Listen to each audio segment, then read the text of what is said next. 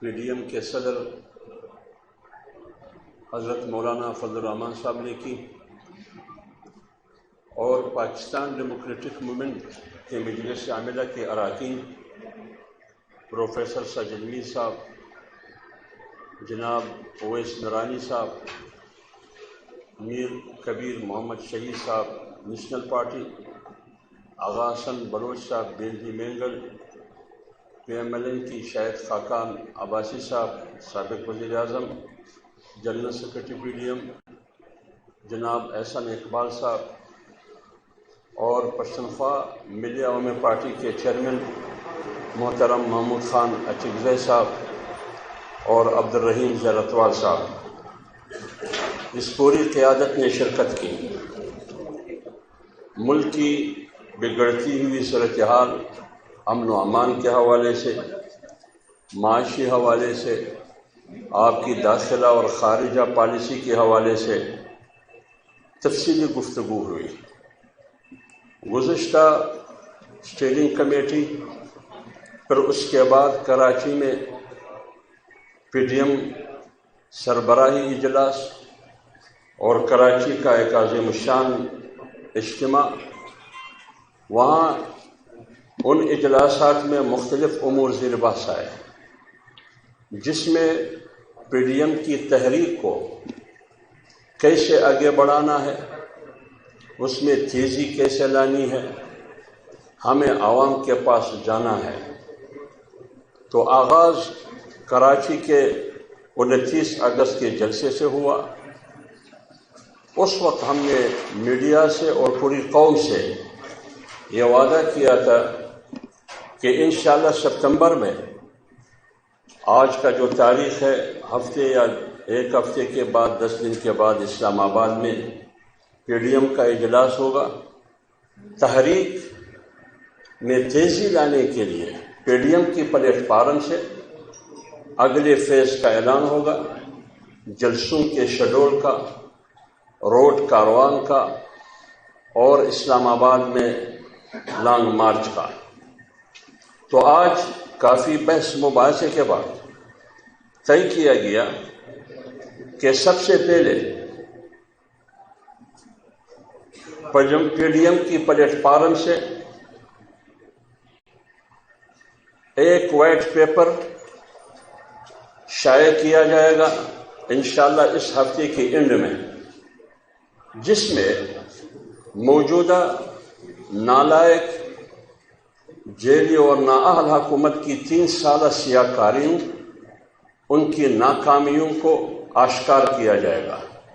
عوام کو بتایا جائے گا کہ حکومت کا دعویٰ یہ ہے کہ ہم نے قوم کو یہ کامیابیاں دی، یہ سہولتیں دی، لیکن پاکستان ڈیموکریٹک موومنٹ پی ڈی ایم اس ہفتے کے آخر میں موجودہ حکومت کی سیاہ کاریوں کو، ان کی ناکامیوں کو عوام کے سامنے رکھیں گے کہ یہ حکومت جس طرح جیلی اور داندلی زدہ ہے، یہ نالائق، نااہل اور ناکام بھی ہے۔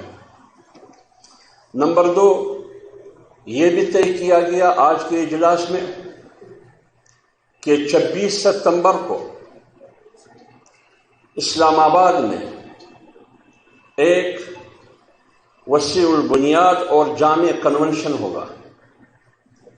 اس کنونشن میں پی ڈی ایم کی قیادت، وکلاء کی قیادت، چاروں صوبوں اور وفاق سے تمام بار ایسوسیشنز کے نمائندے اور قیادت، تمام صحافتی تنظیموں کی، خواہ اس کا تعلق پرنٹ میڈیا سے ہو یا الیکٹرانک میڈیا سے، ان کی تمام قائدین، تاجر برادری کی تنظیمیں، مزدور کسان تنظیمیں اور سرکاری ملازمین کی نمائندے مدعو کیے جائیں گے، اور ایک بھرپور کنونشن ہوگا اسلام آباد میں 26 ستمبر کو، تاکہ ہم اس کو 3 سالہ جو کارکردگی ہے اس حکومت کی، جو اس حکومت کو، اس مینڈیٹ کو ہم غیر آئینی سمجھتے، اور اس حکومت کو غیر آئینی سمجھتے ہیں،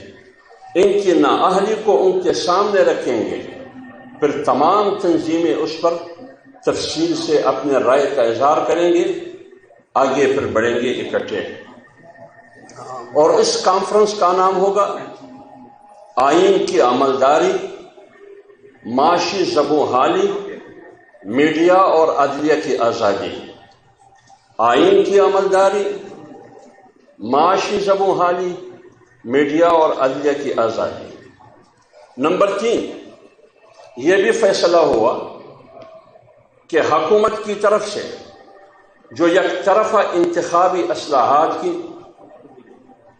دعویٰ کی جا رہی ہے، بشمول electronic voting machine, P D M کی آج کی اجلاس نے حکومت کی اس یک طرفہ انتخابی اصلاحات اور ای وی ایم مشین کو مسترد کر دیا ہے، لہذا ہم اس کو کسی بھی صورت تسلیم نہیں کریں گے، بلکہ یہ 25 جولائی 2018 آر ٹی ایس کا ریپلے ہے، لہذا یہ داندلی کرنے کا ایک نام نہاد اور مذموم سازش اور منصوبہ ہے، تاکہ آئندہ بھی ان کی کوشش یہ ہے کہ اس ملک پر ناجائز طریقے سے حکمرانی کرے، پی ڈی ایم اس کی اجازت نہیں دے گی۔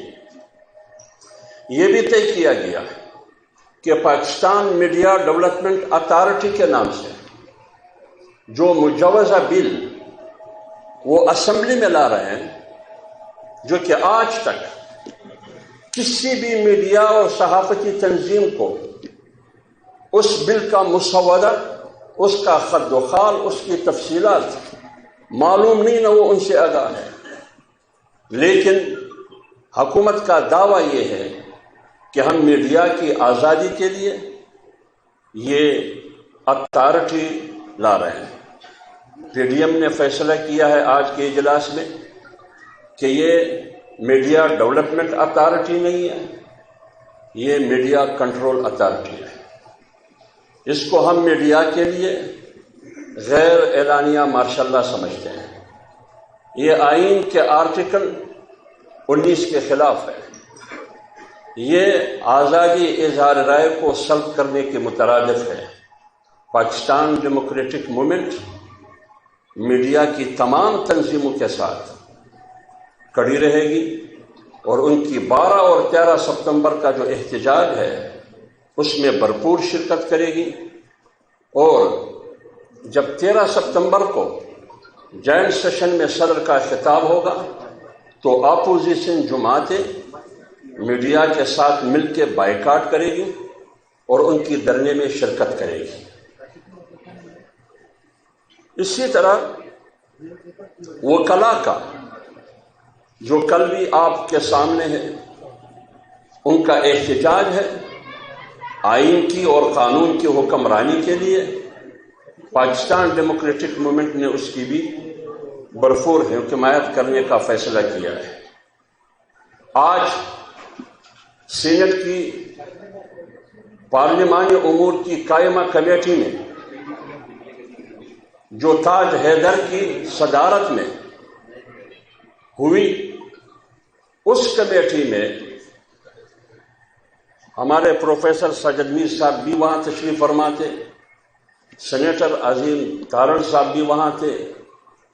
وہاں جو حکومتی وزراء نے، وفاقی وزراء نے، اور ہمارے سینیٹر کامران مرتضیٰ لائر ہے، بڑا آپ لوگ جانتے ہیں اس کو، وہ بھی وہاں شریک تھے،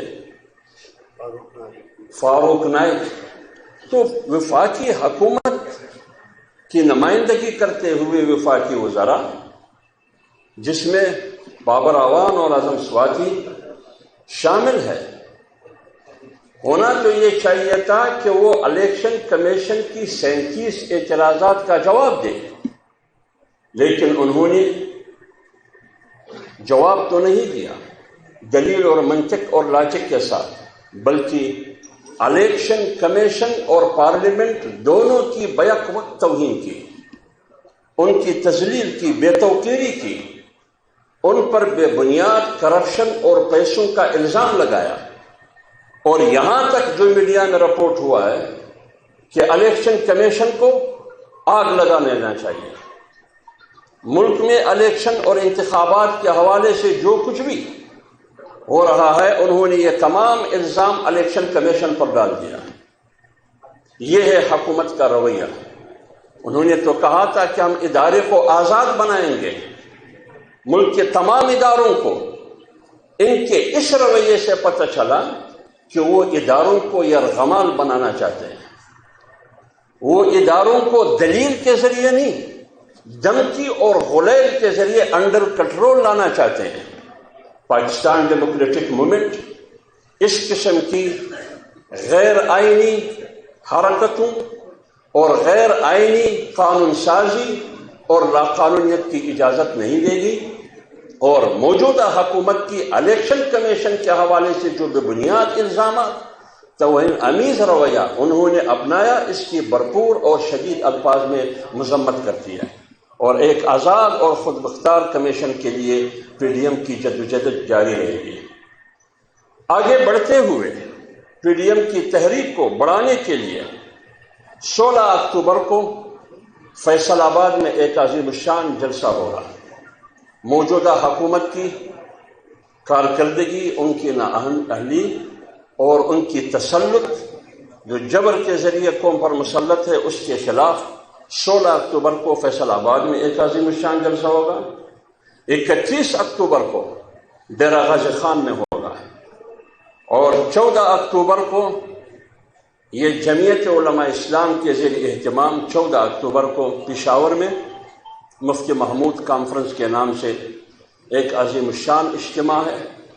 اس میں مولانا فضل الرحمان صاحب نے پی ڈی ایم کی تمام قیادت کو دعوت دی ہے کہ 14 اکتوبر جو پشاور میں مفتی محمود رحمۃ اللہ علیہ کے نام سے کانفرنس کا انعقاد کیا جا رہا ہے، اس میں آپ شرکت کریں. تو آج پی ڈی ایم کے مجلس عاملہ کے اجلاس میں یہ فیصلے ہوئے. ایک بات اور عرض کروں کہ اس کے بعد یہ ہمارے جو کچھ چینیز ہمارے طلباء ہے وہاں چین میں تقریباً 6000 کے لگ بھگ طلباء ہے، وہ وہاں پڑھتے ہیں. پڑھنے کے لیے وہاں گئے تھے، مگر کووڈ کی وجہ سے، کووڈ-19 کی وجہ سے وہ یہاں واپس پاکستان، ان کو پاکستان آئے، چھٹیوں میں آئے تھے. مگر ابھی ہمیں پاکستان پی ڈی ایم کی پلیٹ فارم سے چین چونکہ ہمارے دوست ملک ہے، ان کی دوستی ہمالیہ کی پہاڑیوں سے اونچی اور شہد سے میٹھی دوستی ہے. ہماری گزارش یہ ہے چین کی ریاست اور حکومت سے کہ یہ جو 6000 کے قریب اسٹوڈنٹ ہے، جس میں P H D, masters, M B B S, engineers, مختلف شعبوں کے اسٹوڈنٹس ہیں، ان کی تعلیم اور تعلیمی سلسلہ بالکل رک چکا ہے. لہذا تمام ایس او پیز کو فالو کرتے ہوئے، ان کا خیال رکھتے ہوئے ہم چین کی حکومت سے مطالبہ کرتے ہیں کہ ان کو جانے کی اجازت دی جائے تاکہ وہ اپنے تعلیمی سلسلے کو جاری رکھ سکیں.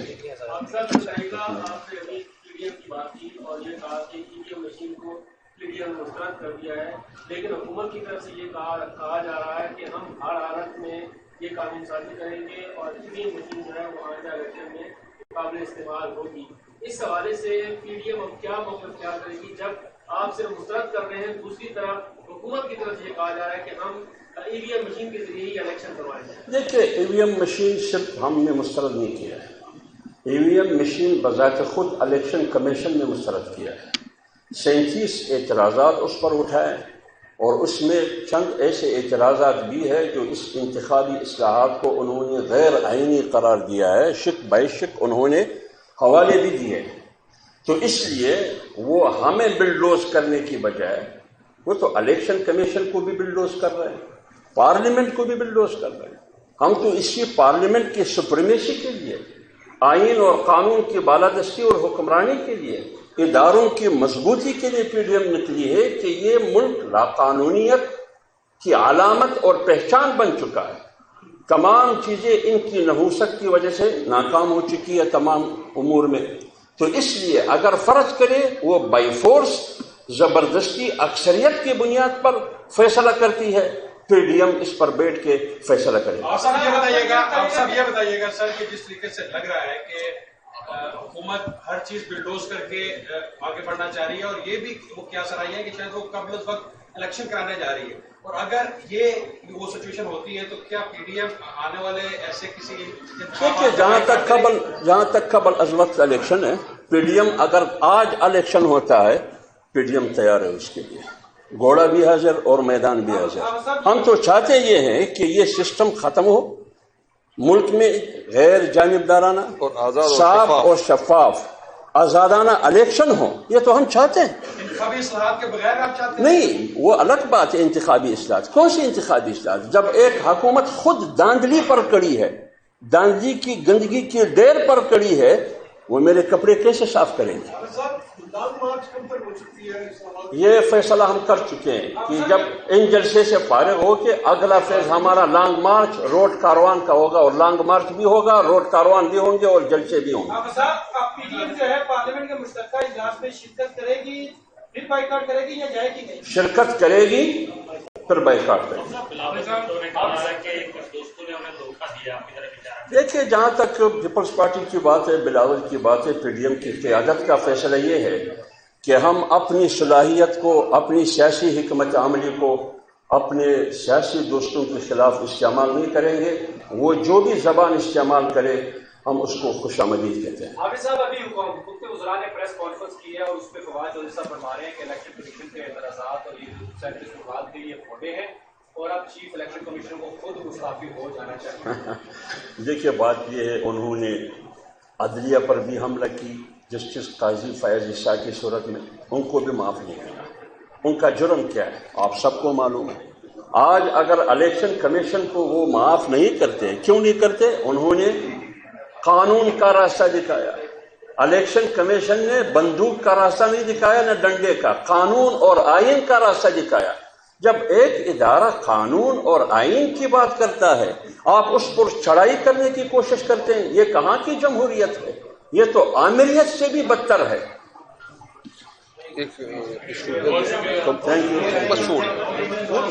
اچھا، ایک ایشو جو آپ دوستوں کے نوٹس میں ڈالنا چاہ رہا ہوں، یہ میڈیا کے نوٹس میں کروڑوں نوکریوں کا دعویٰ کرنے والا ابھی کچھ وقت پہلے سوئی سدرن گیس کمپنی سمیت 72 وفاقی محکموں سے 15,000 کے قریب ملازمین کو فارغ کر دیا بیک جنبش قلم.